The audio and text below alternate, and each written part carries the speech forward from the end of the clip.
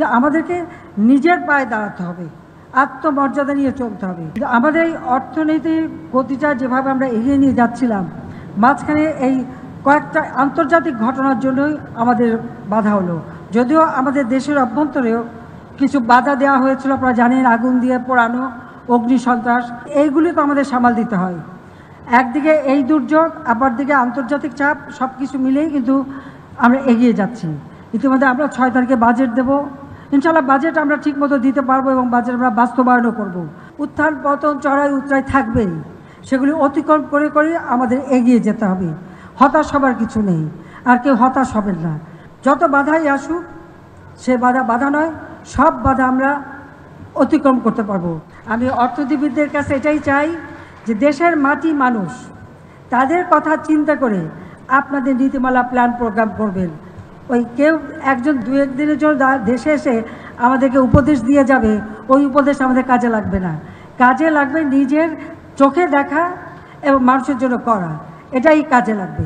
হ্যাঁ, বাইরে থেকে আমরা শিখবো, কিন্তু করার সময় নিজের দেশকে দেখে করব, মানুষকে দেখে করব, আমাদের কি সম্পদ আছে সেটা দেখে করব।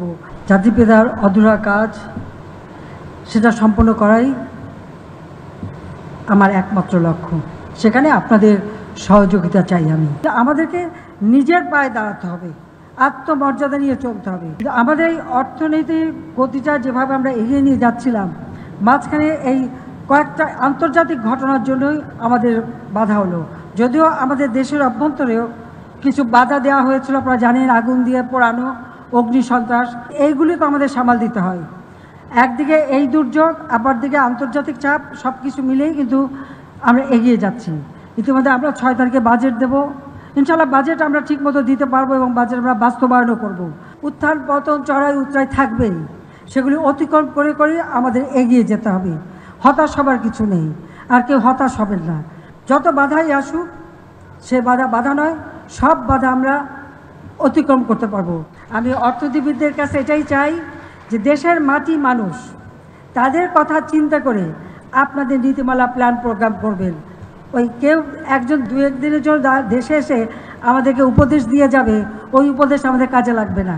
কাজে লাগবে নিজের চোখে দেখা এবং মানুষের জন্য করা, এটাই কাজে লাগবে।